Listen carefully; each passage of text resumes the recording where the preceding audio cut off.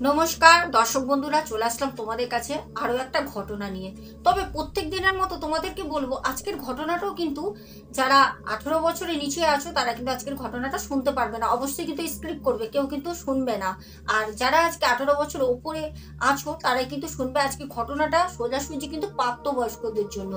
আমার কাছে 4-5টা ঘটনা আসে এই সপ্তাহে, যেই ঘটনাগুলো কিন্তু 18 বছরের নিচে যারা আছো একদমই শুনতে পারবে না। তাহলে চলো বেশি কথা বাড়াবো না, আজকে যাবো সোজা ঘটনায়। তবে যেতে যেতে প্রত্যেক দিনের মতো বলবো, যারা এখনো পর্যন্ত চ্যানেলটাকে সাবস্ক্রাইব করোনি অবশ্যই করে নিও। আর হ্যাঁ, আরও একটা কথা, সেটা হচ্ছে যারা আজকে আমার চ্যানেলে নতুন এসছো, যারা নতুন আমার ঘটনা শুনছো, তাদের সবাইকে বলবো চ্যানেলটাকে সাবস্ক্রাইব করে তোমরা পাশে থাকতে পারো। তাহলে চলো আজকে যাব সোজা ঘটনায়। আজকের ঘটনাটা আমাকে যে পাঠায়, আজকে তার নাম হাইড থাকবে, জায়গাও কিন্তু হাইড থাকবে, লোকেশন কিন্তু আমি তোমাদের সামনে রিভিল করতে পারবো না, কারণ ঘটনাটা কিন্তু এরকমই একটা ঘটনা। ঘটনার মধ্যে অনেক কিছু বিস্তারিত বলা আছে, যার কারণে কিন্তু আমি বলেই দিলাম যে যারা 18 বছরের নিচে আছো তারা কিন্তু একদমই শুনবে না। আজকের ঘটনাটা আমাকে পাঠায় একটি বোন। বোনটি বলে, দিদি ভাই, এরকম ঘটনা অনেক কিন্তু চারপাশে হতে পারে, ঘটে, কিন্তু এই ঘটনাগুলো না কেউ সবার সামনে আনে না। আজকে আমি ঘটনাটা তোমাকে শেয়ার করছি। এই ঘটনাটা আমি নাম বলতে পারবো না, কারণ এটা আমার বান্ধবীর সাথে ঘটে গেছে। আর সব থেকে বড় কথা, এরকম কিন্তু শুধু আমার বান্ধবী বলে না, অনেক ছেলে মেয়ে আছে যারা 18 বছরের ওপরে একটা সময় আসে, অনেক রকম কিন্তু মানসিক সমস্যা হয়, যেটার কারণে কিন্তু তারা একটা ছেলে আর একটা মেয়ে উভয় মিলে একটা কিন্তু সংযোগ করে, যার ফলে কিন্তু হতে পারে সেই ছেলেটার সাথে সেই মেয়েটা যে মিশছে, সেই ছেলেটার সাথে সেই মেয়েটা যে ভালোবাসায় লিপ্ত হয়ে গেছে, হতেও তো পারে সেই মেয়েটার সাথে সেই ছেলেটা পরবর্তীকালে জীবনসঙ্গী নাও হতে পারে। হতে পারে ছেলেটি অন্য জায়গায় বিয়ে করবে, হতে পারে মেয়েটি অন্য জায়গায় বিয়ে করবে। কিন্তু যখন একটা সময় আসে টিনেজ টাইম, তখন কিন্তু উভয় কখনো কিন্তু এই জিনিসটা ভাবে না। তখন প্রথম দেখা ভালো লাগা, তারপর সেটা হয় ভালোবাসা। আদৌ কি সেটা সত্যি ভালোবাসা হয়, কি সেটা কি ভালোবাসার নাম পায়, বা সেই ভালোবাসাটা কিন্তু বিবাহিত জীবনে কি পৌঁছয়? এতগুলো আজকে কোশ্চেন নিয়ে ঘটনায় আসবো। সেই ঘটনাটা বলে, বোনটি যেরকম ভাবে সেরকম ভাবে আজকে তোমাদেরকে তুলে ধরছি। দিদি ভাই, আমার নাম হচ্ছে অনিমা। এটা কিন্তু আমাদের একটা ঘটনায় শুধুমাত্র নাম দেওয়া, আর কিছুই না। অনিমা আমাদেরকে বলে, যেটা আজকে যেই ঘটনাটা তোমাদের সাথে শেয়ার করব, সেই ঘটনাটা ঘটে আমার এক বান্ধবীর সাথে। বান্ধবী যখন কলেজে ফার্স্ট ইয়ারে পড়ছে, তখন কলেজের একটি ছেলের সাথে তার প্রথম দেখাতেই খুব ভালো লাগে। তারপর দুজনের খুব কাছে, খুব তাড়াতাড়ি অল্প সময়ের মধ্যে চলে আসে। একটা মানুষকে চেনার জন্য অনেকটা সময় লাগে, কিন্তু ওই যে একটা সময় আসে, সেই সময়টা ভালো লাগে, ভালোবাসা, একটু ছোঁয়া পেতে চায়। তখন দুজন এত দুজনের প্রতি আকৃষ্ট হয়ে যায়। সেখানে গিয়ে কলেজে আরও যারা ছিল, তখন আমিও কিন্তু কলেজে প্রেজেন্ট, আমিও কিন্তু তার সাথেই কিন্তু পড়াশোনা করি। আর সে খুব ভালো আমার বান্ধবী ছিল। দেখতাম প্রায় কলেজ বাঙ্ক করে করে চলে যেত ওরা দুজনে কোনো পার্কে, কোনো রেস্টুরেন্টে, কোনো হোটেলে, এরকম করে সময় কাটাতে শুরু করলো। এবার বাড়ি থেকে জানতে পারে, কেন আশেপাশে তো অনেক পাড়ার মেয়েরা সেই কলেজে পড়ে, ছেলেরাও পড়ে, তো জানতে পারলো যে ও কিন্তু সময় মতো বাড়ি ফিরছে না। জানতে পারলো ও সময় দিনে দিনে কিন্তু কলেজ বাঙ্ক করছে। তখন বাড়ি থেকে মেয়েটিকে কিন্তু প্রচুর চাপ দেওয়া হয়, যে তুমি কোথায় যাচ্ছ, কার সাথে মিশছো, কি করছো। এটা প্রতি কটা মা বাবার কিন্তু সত্যি কথা বলতে অধিকার, একটি ছেলে বা মেয়ের প্রতি এটা থাকে। মা বাবা ছাড়া কে করবে গাইডনেসটা? তো সেখানে গিয়ে মেয়েটি এত পরিমাণে প্রেমে লিপ্ত হয়ে গেছে, তার তখন বাবা বলো, মা বলো, দাদা বলো, গার্জেন, আশেপাশে কেউ কোনো কথা বোঝালে, কোনো কথা বললে তার কিন্তু সেটা ভালো লাগতো না। সে সব বিষয়টা তার যে বয়ফ্রেন্ড তাকে জানাতো। তখন তার বয়ফ্রেন্ড বলল যে, দেখো, আমার তোমাকে ছাড়া একদম ভালো লাগে না, তুমি একটা কাজ করো, তুমি আমার কাছে চলে এসো। তখন বললো, তোমার কাছেই তো আমি আছি। যেটা প্রেম ভালোবাসায় হয়। তখন আমি নিজের চোখে দেখতাম কলেজের মধ্যে দুজনে মানে লক্ষ্যের চোখ আড়াল করে যে জিনিসটা সেটা তারা করতে একটুও কিন্তু সম্মানে বাধ্য না। মানে এতটাই প্রেম ভালোবাসার মধ্যে লিপ্ত হয়ে যায় যে কে তাদের থেকে বয়সে বড়, কে তাদের থেকে ছোট, সিনিয়র জুনিয়র কোনো কিছু সম্মান করতো না। তারা কলেজের মধ্যে হাত ধরে বসে থাকা, ওপেন দুজনকে চুম্বন করা, এই জিনিসগুলো হতো। একদিন আমি আমার বান্ধবীকে বললাম যে দেখ, কলেজে তো আরো 5টা ছেলে মেয়ে রয়েছে, তোদের দেখে ওরা কি শিখছে বল? তোরা তো এমনিতেই কলেজ বাঙ্ক করে এদিকে ওইদিকে যাস, ওই যে যখন বাড়ি থেকে একটু জানাজানি হয়ে যায় না, তখন ঠিক মতো কলেজে আসতো। কলেজের মধ্যেই তারা মানে প্রায়শই এরকম কিছু না কিছু এটা করতো, যার জন্য আমাদের কলেজের যে প্রিন্সিপাল সে কিন্তু একদিন আমার বান্ধবীকে ডেকে অনেক করে বোঝায়। প্রিন্সিপাল ম্যাডাম আমাদের খুব ভালো ছিলেন, বোঝান। তারপর বলে যদি তুমি না শোনো তাহলে কিন্তু আমি তোমাকে কলেজ থেকে হাঁটিয়ে দেবো, আমি কিন্তু কলেজে রাখবো না, তোমার জন্য আরো 5টা মেয়ে খারাপ হবে, আর সেটা আমার কলেজের বদনাম হবে, সেটা তো আমি কখনোই চাইবো না। তারপর কিছুটা তাদের মধ্যে অ্যাডজাস্টমেন্ট হয়, একটু শান্ত চুপচাপ থাকে। ঠিক 1 মাস মতো কলেজটা নিয়মিত যাতায়াত করতো, ঠিক টাইমে বাড়ি যাওয়া, ঠিক টাইমে আসা কলেজের মধ্যেও সেই ছেলেটির সাথে কথা বলতো হালকা পাতলা, সেরকম ভাবে কিন্তু আগের মতো অসভ্য পানাটা করতো না। হঠাৎ করে মাসখানেক পর কলেজ বাঙ্ক, নাকি ছেলেটি মেয়েটি আসেনি। এবার আমরা ভাবলাম হয়তো দুজনেই হয়তো আসেনি, কোনো কারণে বাড়িতে রয়েছে। কিন্তু আবার অনেকে, আমরা ওদের নিয়ে খুব একটা আলোচনা করতাম, তখন অনেকে আবার কলেজে বলছে না না জানিস তো আজকে দেখ ও আসেনি, তার মানে ওরা আজকে কোথাও পার্কে ঠার্কে গেছে। তো সেরকমই আমি তখন জানতাম না, আমার অজান্তে ওরা একটা হোটেলে যায়। এবার সেই সস্তার হোটেলে ওরা গেছে, কলকাতায় কোনো একটা হোটেলে। হোটেলটা 350 টাকা ওদের ঘন্টায় নিয়েছে। তো সেখানে ওরা যায়, এগুলো কিন্তু আমি পরে জানি, সেই কথাগুলো আমি কিন্তু সরাসরি আজকে শেয়ার করছি। এবার ঘটনাটা বলছি, ঘটনাটা মন দিয়ে শোনো তোমরা। যায় হোটেলে 450 টাকা ওদের ঘন্টায় বলে, তা ওরা বলে না 350 টাকা আমরা ঘন্টায় দেব, আমরা 4 ঘন্টা থাকবো। সকাল 10টা থেকে 4 ঘন্টা কতক্ষণ হয় বুঝতেই পারছো। তো তারা থাকে, ঠিক কলেজে সময় সময় তারা বাড়ি চলে যাবে, একটু আগে পরে হলে তো ট্রেন বাসে জ্যাম হতেই পারে, এটা বাড়িতে এক্সকিউজ দেওয়ার জন্য একটা সহজ সরল উপায়। তো সেখানে গিয়ে তারা ওখানে থাকে। ওখানে ওদের থাকাকালীন দুজনের মধ্যে সহবাস হয়, যেটা কিন্তু ওরা এর আগেও কিন্তু হোটেলে গেছে। হ্যাঁ, 30 মিনিট 1 ঘন্টার জন্য গেছে, অবসর টাইম তারা কথা বলেছে, একটু হালকা পাতলা ভালোবাসা দুজনের মধ্যে হয়েছে, চলে এসছে। কিন্তু সেই দিন ওরা ইন্টিমেট করে। যখন ওরা যায়, যাবার পর ওখানে ওদের কিছু একটা সমস্যা হয়। সেই সমস্যাটা হচ্ছে ওই যে আমার বান্ধবী, ওর ওখানে গিয়ে পিরিয়ডস হয়। তারপর ওর যে পার্টনার ছিল তাকে ও বলে, তো সেখানে গিয়ে তারপর ওর পার্টনারের সাথে একটা মনোমালিন্য হয়, একটা মানে দুজনের মধ্যে না একটা ঝামেলা হয়। তখন ওকে অনেক করে বোঝাতে চায় ওর পার্টনারকে যে দেখো এটা তো হতেই পারে, এটা তো কোনো সমস্যা না, তো তুমি এরকম করছো কেন? আর তুমি তো আমাকে ভালোবাসো, একটু কি সহ্য করতে পারছো না? আর সব থেকে বড় কথা, আমরা তো আবার আসবো নাকি, না এই আমরা আসলাম আর কোনোদিন আমরা একসঙ্গে হব না? তখন যে ছেলেটি ছিল ওকে ভালোবাসতো, তো ও তখন বলে যে না দেখো ওইটা ব্যাপার না, আমরা তো আসবো অবশ্যই, কিন্তু এত টাকা আমি খরচা করলাম, কারণ আমার বাবা মা তো এত টাকা আমাকে পকেট মানি দেয় না, আমি আমার বন্ধুর কাছ থেকে 1000 টাকা ধার করে নিয়ে এসেছিলাম, আর তারপরে তুমি কিছু টাকা দিয়েছো, যাই হোক আমার টাকাটা বেকার বেকার গেল, আমি তো একটা আশা করে এসেছিলাম। ও তখন বলল তুমি আশা করে এসেছিলে মানে? তুমি কি আমাকে ভালোবাসো না? তুমি এরকম কথা বলছো কেন? এটা স্বাভাবিক, যে কোনো মেয়েরই একটা খারাপ লাগবে, একটা মেয়ের সমস্যা হতেই পারে। তো সেখানে গিয়ে ছেলেটি ওরকম বলতে মেয়েটির কিন্তু কোথাও গিয়ে মনে লাগে কথাটা। তারপরে ছেলেটি মেয়েটাকে বলে যে তুমি কিন্তু আমার সাথে কাজটা ভালো করলে না, তোমার যখন ডেট ছিল তাহলে তুমি অন্যদিন আসতে।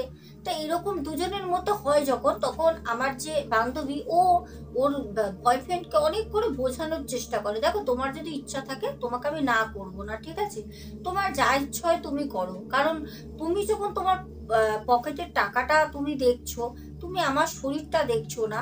আর আজকে না হোক যদি কিছু ভুল কাজ হয়ে যায়, বাড়ি থেকে যদি জানাজানি হয়ে যায় বা কিছু যদি ওরকম হয়, আমি সমাজের চোখে কি করে মুখ দেখাবো ভাবতে পারছো? আর তার মধ্যে আমার বাবা মা, সমাজের চোখে তো পুরো একদম শেষ। তুমি এটা কি করে বলছো? তোমার টাকাটাই কি বড়? আচ্ছা ঠিক আছে, তুমি এটা কাজ করো, আজকে চলো আমরা বেরিয়ে যাই, আবার যখন আমার শরীরটা ভালো হবে আসবো, আর সেদিনকে তোমাকে আমি 2000 টাকা দেবো।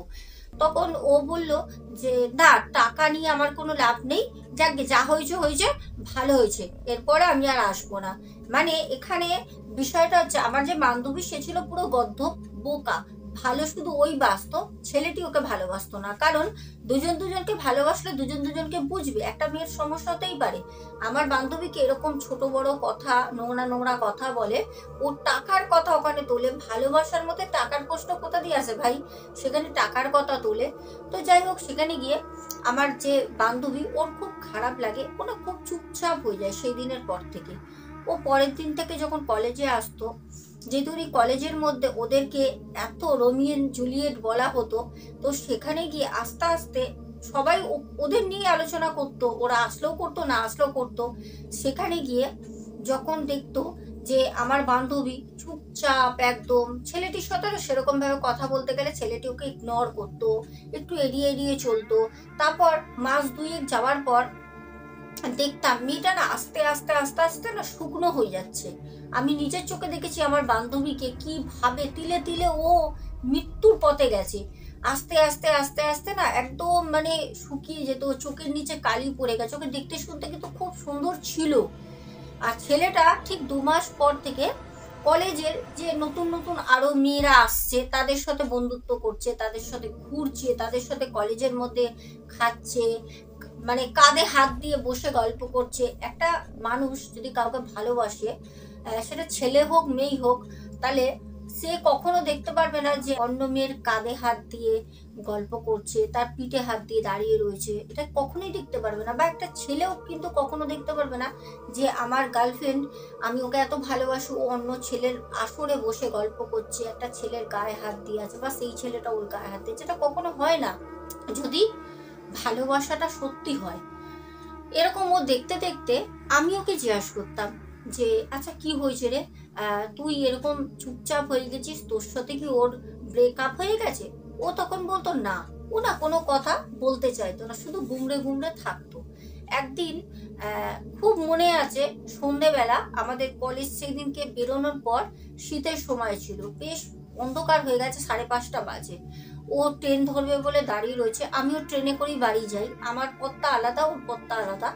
তো একই প্ল্যাটফর্মে দাঁড়িয়ে ও আমাকে দেখে ডাকলো, নিজে থেকে ডাকলো, দেখে আমাকে বলল যে কিরে কেমন আছিস? আমি বললাম বাবা ন্যাকামি, কলেজে ডেলি দেখা হচ্ছে, তোর সাথে কথা বললাম, আবার কেমন আছিস মানে?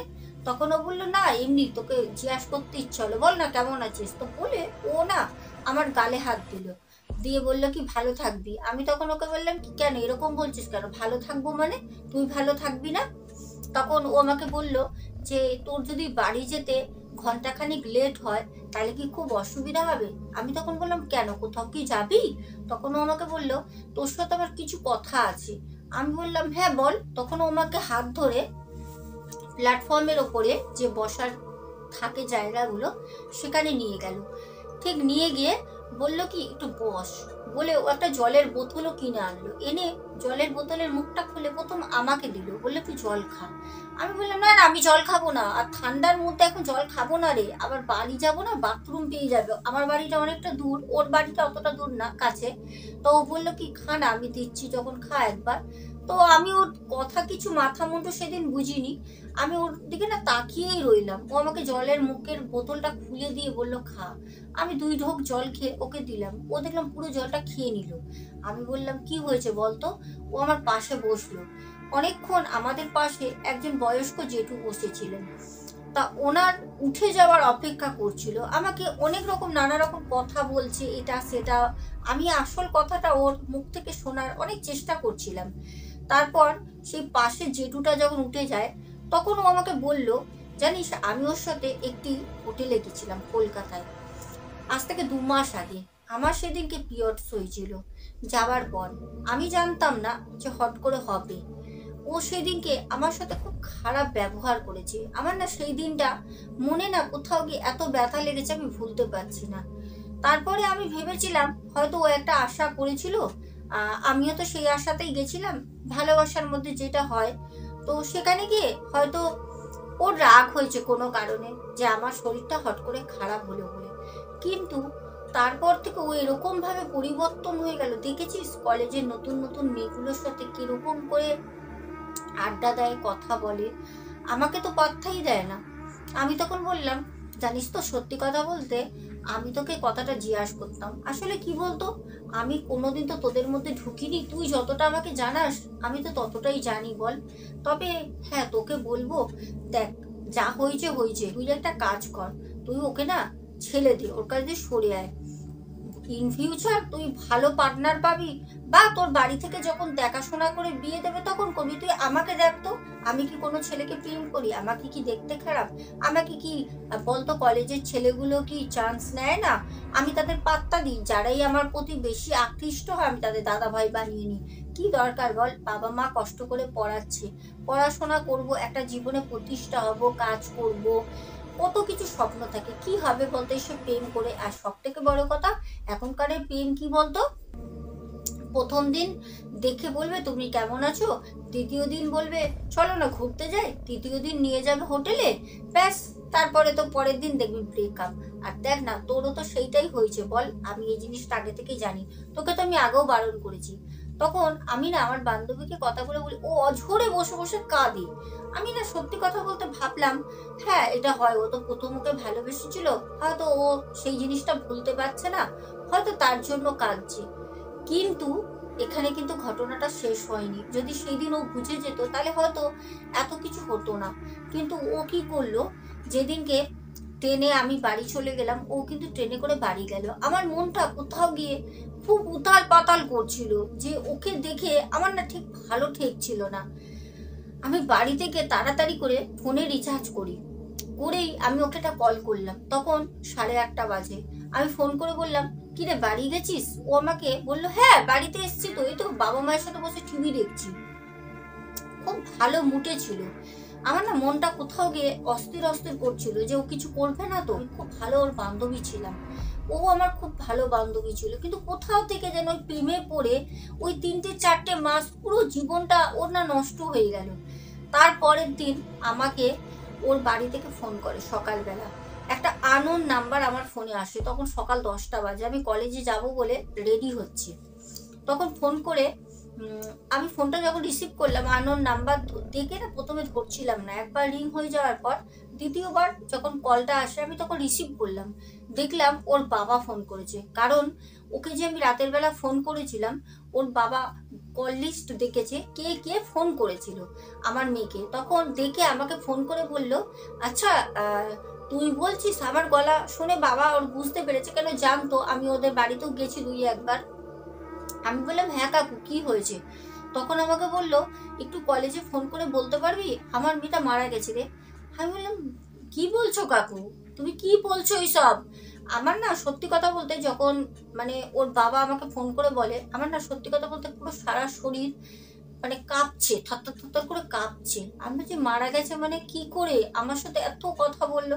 তখন কাকু বলল, তুই একটু কলেজে প্রিন্সিপালকে ফোন করে জানিয়ে দে, আর তুই একটু বাড়িতে আয় তো মা, আমার না হাত পা আর দিচ্ছে না, মনে হচ্ছে আমি আরো হার্ট অ্যাটাক হয়ে যাবে, আমি আর বেঁচে থাকবো না, আমার তো একটাই মেয়ে ছিল বলে কাকু খুব কাঁদছে ফোনে। আমি কি করব কিছু বুঝে না উঠতে পেরে ফোনটা রেখে, আমার মাথা ঠিক ছিল না, আমি আমার মাকে বললাম, মা তুমি আমার সাথে একটুখানি আমার বান্ধবীর বাড়ি যাবে, ওর নাম করে বলি। আমার মা তখন বলল যে কেন কি হয়েছে? আমি তখন অঝরে কাঁদতে কাঁদতে মাকে জড়িয়ে বললাম, মা ও না মারা গেছে মা। আমার মা বলল, কি বলছিস রে? ওই যে দিন, ওই যে সময়, কি যে গেছে আমি বলে বুঝাতে পারবো না। তখন আমার মায়ের সাথে আমি ছুটে ওদের বাড়ি যাই। ওদের বাড়িটা আমাদের বাড়ির থেকে একটু দূরে, কারণ কলেজ থেকে ওর বাড়িটা খুব কাছে, আমার বাড়িটা একটু দূরত্বই ছিল। তো আমি গেলাম ওদের বাড়িতে মাকে নিয়ে। যাওয়ার পর দেখলাম ও গলায় দড়ি দিয়েছে রাতের বেলা। মানে ওর যে মুখটা, সেই মানে ওরকম ফাঁস লাগানো অবস্থায় ওরকম ঝুলছে, ওর বাবা মা নাবাইনি।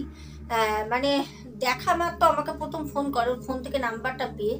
মানে কাকু কাকিমা যে কি অসহায় অবস্থায় সেদিনকে তাদেরকে দেখেছি, মানে সত্যি কথা বলতে বুক ফেটে আমি সেদিনকে কান্না করেছি। মানে আমার মানে ও নিজে হয়তো কেউ হতো না, আমার ও বান্ধবী ছিল শুধুমাত্র কলেজেরই, আমরা স্কুলে একসাথে কোনো সময় পড়িনি, ওর আলাদা ছিল আমার আলাদা ছিল, কলেজেরই আমরা মানে বান্ধবী ছিলাম। মানে এত সেদিনকে আমি কেঁদেছি ওকে দেখে। আর সেদিনকে আমি ওর বাবা মাকে সব কথা বলি, কিন্তু বলেও কিছু হয়নি, কারণ ছেলেটিকে যখন তার বাবা মা ধরে, মানে আমার বান্ধবীর বাবা মা, তো ছেলেটি বলে হ্যাঁ আমার সাথে ভালোবাসা ছিল, কিন্তু আমি তো কোনো সময় ওকে নিয়ে কোনো হোটেলে যাইনি। আর ভালোবাসা এমনি কলেজে কথা বলতাম, ভালো লাগতো ওই পর্যন্তই। সেখানে গিয়ে তার বাবা মা না এতটা অসহায় হয়ে গেছিল, তার মেয়েকে মানে মেয়ে সবে সবে মারা গেছে, সেটা সামলাবে না, সেই ছেলেটাকে কেস করবে করবে, তারা না কিছু করেনি, সব কিছু ছেড়ে দেয়। তারপরে ঘটনাটা যেটা ঘটে সেটা হচ্ছে ছেলেটা খুব মানে কলেজের মধ্যে সব মেয়েদের সাথে দেখতাম দিনের পর দিন গল্প করছে, হেসে হেসে কথা বলছে। ভাবতাম যে একটা মেয়েকে এতদিন ভালোবাসলো, মেয়েটাকে নিয়ে কোথায় না কোথায় গেছে, একটু তার মনে কি কষ্ট নেই, সহানুভূতি বলে কোনো জিনিস নেই। তারপর এরকম করে প্রায় অনেকটা দিন চলে যায়, দিনও বলা ভুল হবে, প্রায় 7-8 মাস কেটে যায়। তারপর একদিন কাকু কাকিমা আমাকে ফোন করে, 7-8 মাস পর ফোন করে আমাকে বলল যে একটুখানি আসবি আমাদের বাড়িতে, আমার মেয়েটা তো চলে যাওয়ার পর তুই তো ভুলেই গেছিস বল। তখন আমি বললাম না না, আমি তো পড়াশোনা নিয়ে ব্যস্ত ছিলাম, আমি অনেক জায়গায় ইন্টারভিউ দিচ্ছিলাম চাকরির জন্য, সরকারি চাকরির জন্য। তখন আমি আমার মাকে নিয়ে ওদের বাড়িতে যাই, যে আমি জানতে পারলাম যে কাকু কাকিমা বলল জানিস তো আমার মেয়ের ঘরে একটু যাবি। আমি বললাম হ্যাঁ কেন যাব না, কি হয়েছে বলে, কিছু এনে দিতে হবে। তখন বললো দোতলার ঘরটায় তুই যা, তুই গেলে না তুই অবাক হয়ে যাবি একটা জিনিস দেখে। আমি তখন ভাবলাম যে হয়তো ঘরে ওর বড় একটা ফটো বাঁধিয়েছে, হয়তো কিছু একটা করেছে যেটা দেখে তারা খুশি হয়। তখন এই কথাটা বললে হয়তো কেউ বিশ্বাস করবে না দর্শক বন্ধু তোমরা, আমি যখন ওর ঘরে যাই দোতলায়, যখন আমি গেটটা খুলি তখন দেখলাম ঠিক আমার বান্ধবী যেরকম ছিল খাটের উপর ওরকম ভাবে কেউ একজন শুয়ে রয়েছে, আমি পরিষ্কার দেখলাম। তখন আনুমানিক সময় বিকেল 4টে থেকে 4:30-এর মধ্যে সময়টা দেখলাম শুয়ে রয়েছে। আমি না দেখে হট করে চমকে উঠেছি, আর কোথাও গিয়ে যেন বুকের ভিতরে না একটা যন্ত্রণা হচ্ছে যে আমি কি দেখছি, আমার বান্ধবী ও তো মারা গেছে আজকে 8 মাস আগে, এখানে কে শুয়ে রয়েছে। আমি না যখন মানে আমি আর গেটটা খুলে শুধু গেটটা ধরে দাঁড়িয়ে রয়েছি, আমার তো ভিতরে ঢোকার মতো সাহস হচ্ছে না, আমার বুকে ব্যথা শুরু হয়ে গেছে।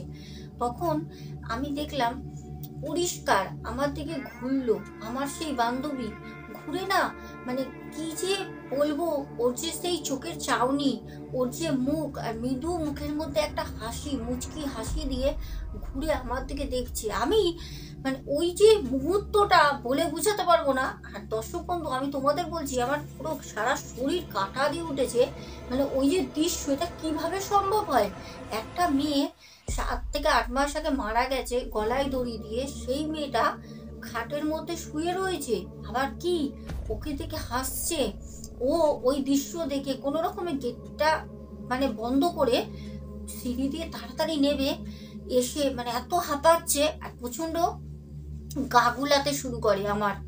তখন আমি বললাম যে কাকু কাকিমা উপরে ও, তখন বলছে হ্যাঁ দেখেছিস আমার মেয়ে না, জানিস তো আমাদের সাথে থাকে, আসলে কি বলতো ও আমাদেরকে কদিন ধরে তোকে ডাকার জন্য বলছিল যে ও খুব কষ্ট পায়, ওকে একটু ডাকো না বাপি, ও একটু আমাকে দেখে যাক, ও তো আমার কাছে আসেই না, ও তো আমার কথা অনেক চিন্তা করে।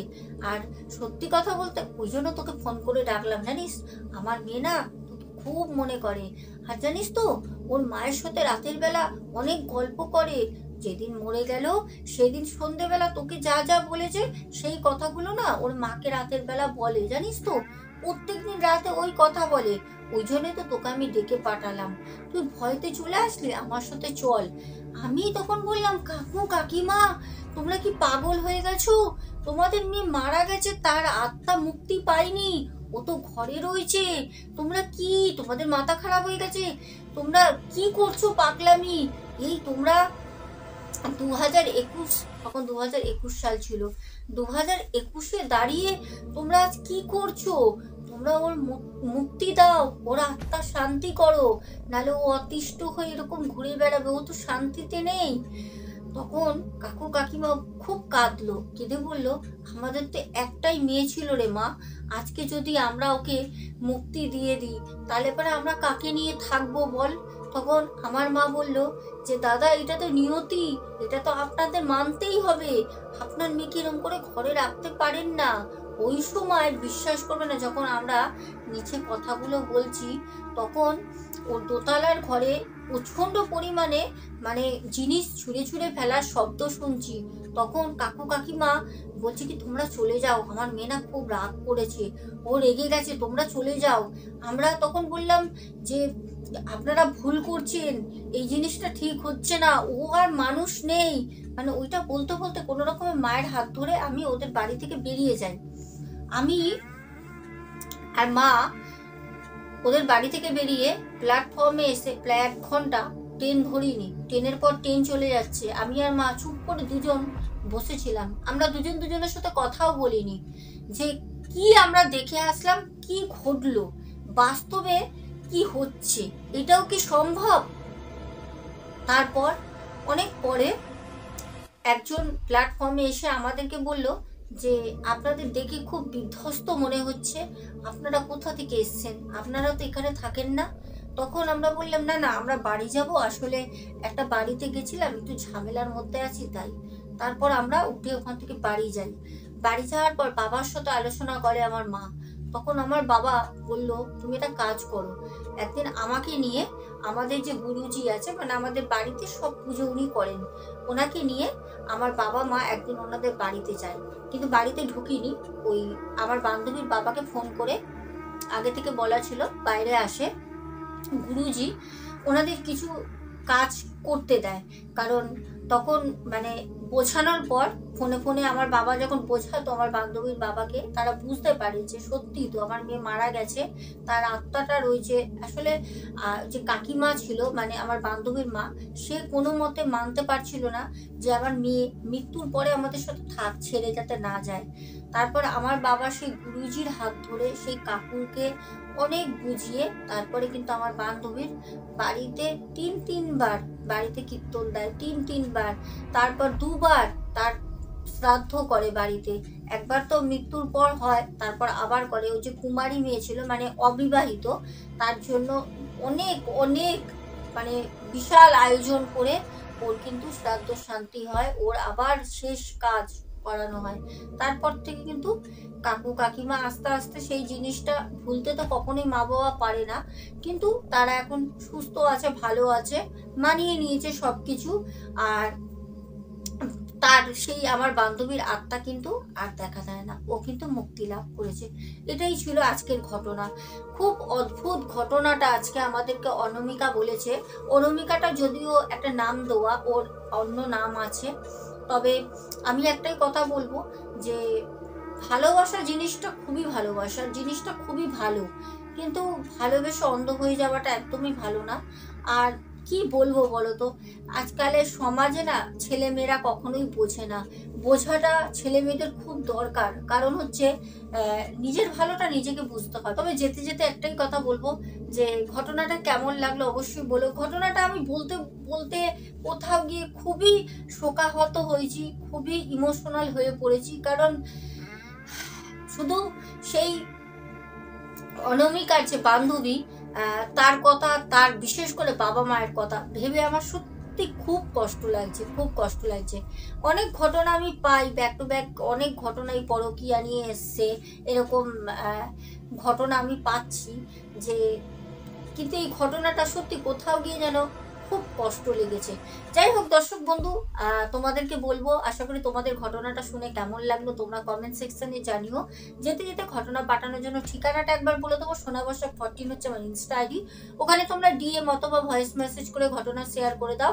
আর হ্যাঁ, প্রতি কটা ঘটনার ডিসক্রিপশন বক্সে কিন্তু আমার ইমেলটা পিন করা থাকে, চাইলে তোমরা মেল করেও ঘটনা পাঠাতে পারো, বাংলা, হিন্দি, ইংলিশ 3টে ভাষাতে। আজকে যাবো, সবাই খুব ভালো থেকো, দেখা হবে আগামীকাল। আজকের মতো টাটা, গুড নাইট।